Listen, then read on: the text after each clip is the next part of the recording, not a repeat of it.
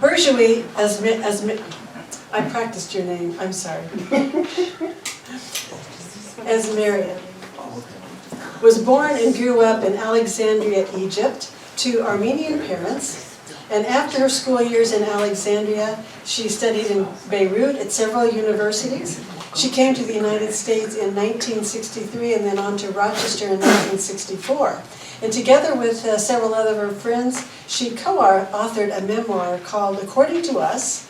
And now she is writing her own memoir as she remembers her life from Egypt to the United States. And a little known fact about Berdjouhi. Berdjouhi?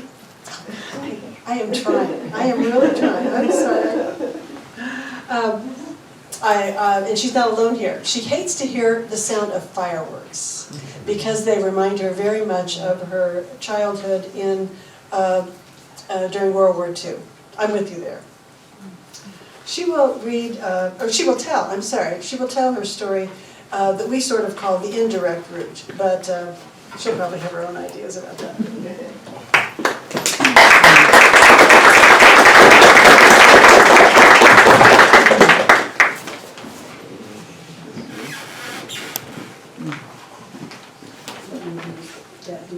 It's okay. Yeah, okay. Excuse me. Let me see how I'm going to start.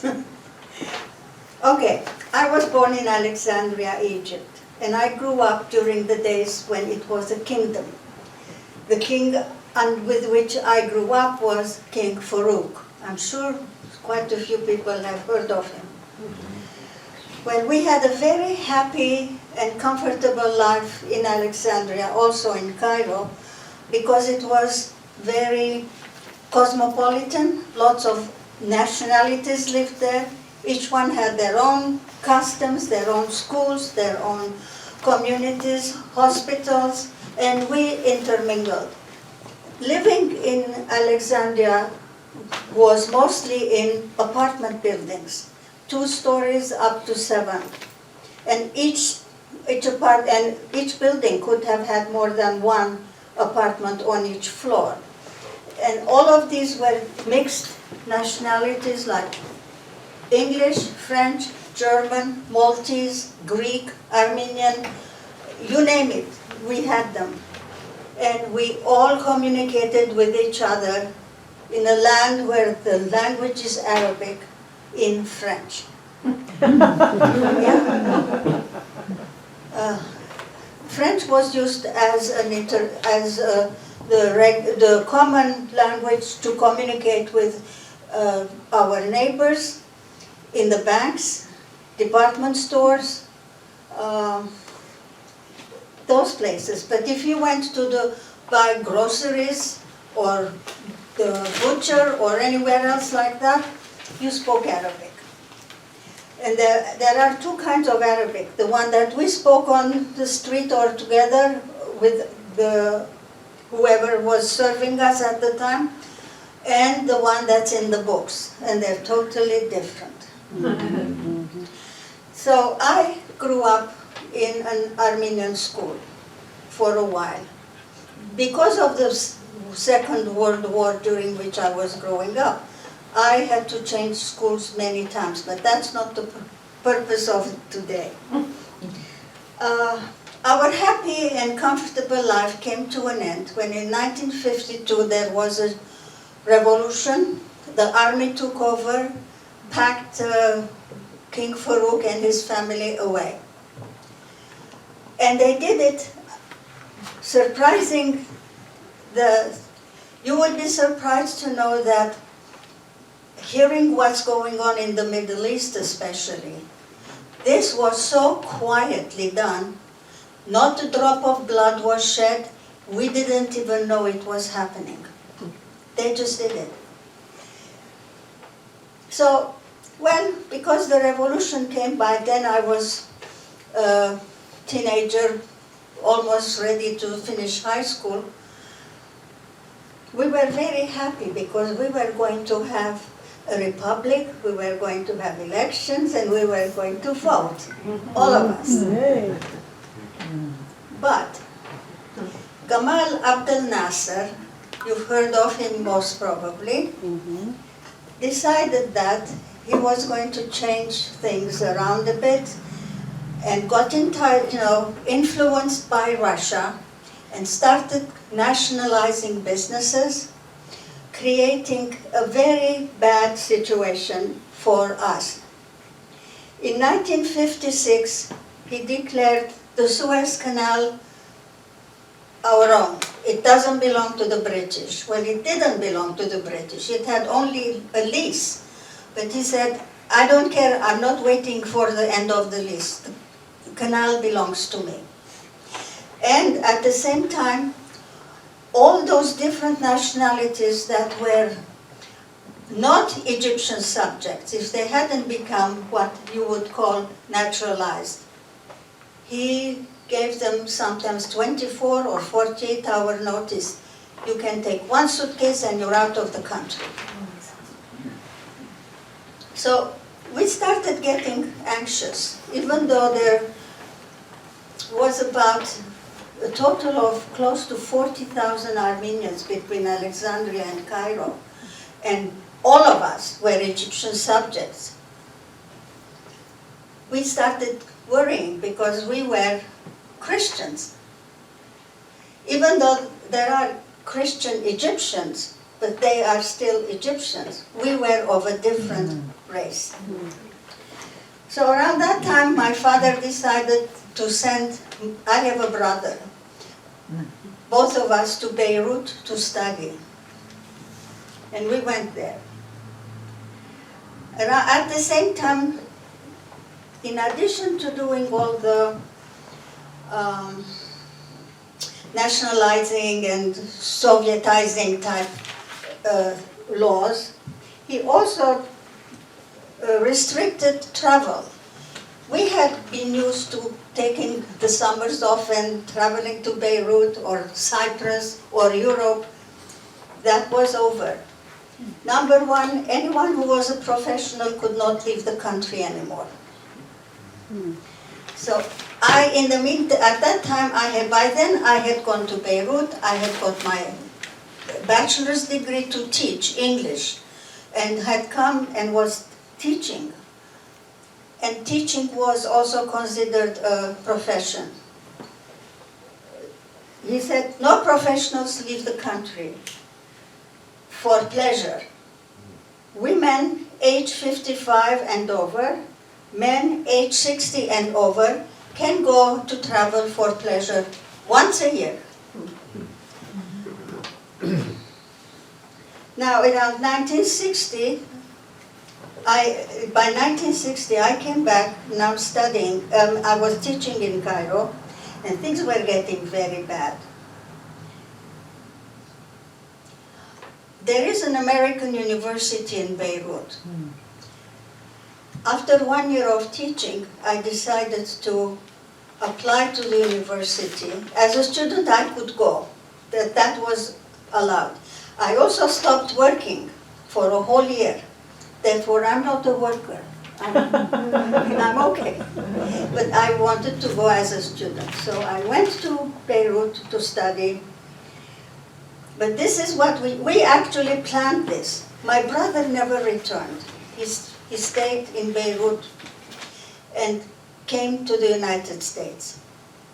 My father had already passed away the year we graduated. So there was my mother and I in Alexandria. So my mother became 55 in the year 1962. My mother was 55 in 1962. She went to Beirut to send my brother off here. She came back. I applied at the American University for graduate work. I was accepted, and I said to mother, okay, now I will go to Beirut. 1963 in January, it's a new year. You leave Egypt, you come to Beirut to visit me, and you don't go back. Now, how did we come to the United States? There is a program by the United Nations that you can go to, and they will interview for people who are coming from countries that are socialistic and they don't want to go back to their homeland. They interview you. If they think you're legitimate, they refer you to the American embassy. They interview you, and you go through tests and things. If they accept you, they give you the visa and you come. That's how I came. I'm a legitimate immigrant refugee. I don't like to hear people talking about illegal immigrants. It hurts me because I am legal. I'm not anymore. I'm an American now. Anyway, so January 1963, Mr. Nasser changed the law for travel. Women 60 and men 65. My mother got trapped. She sent word to me and said, don't wait for me, just go.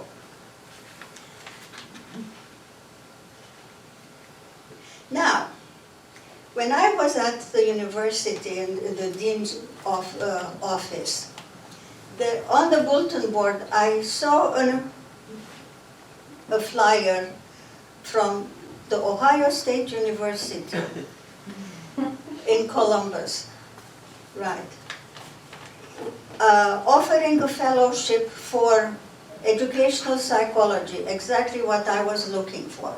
I grabbed the address and I came here. When I came, I went to stay with my father's first cousin. They had grown up together and it was a family situation. I stayed with him and his family. As soon as I arrived, I sent an application letter requesting information or their own application forms to send to me with New Jersey address. Now, this is interesting. The Egyptian government didn't know I was in the United States. As far as they were concerned, I was in Beirut studying. But we had to communicate with Egypt, with Alexandria. We had a friend in Beirut. I would send my letters to her. She would take everything out, put it in a new envelope and send it to my mother. My mother would reverse the process just to protect her. Well, I'm looking for work, but nobody wants this foreign-born English teacher. So, anyway, I sent my papers, the letter, and I'm waiting for the answer. Next thing I know is my mother sends me directly a big package of application papers and this from the Ohio State University.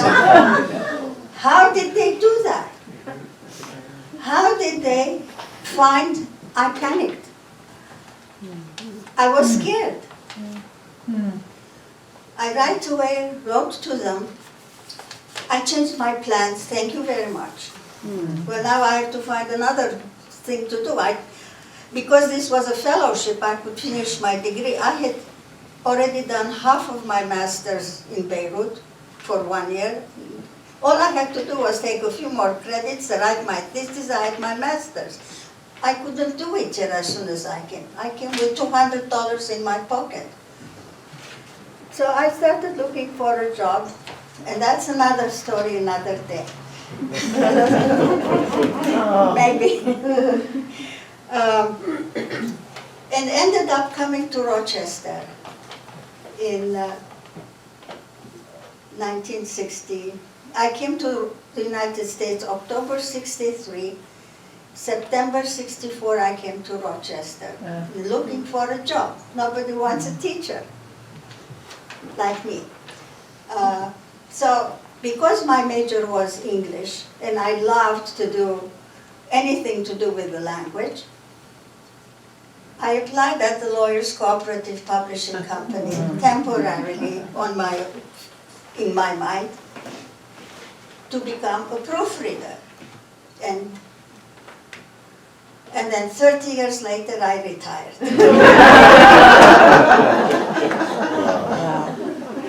So, okay.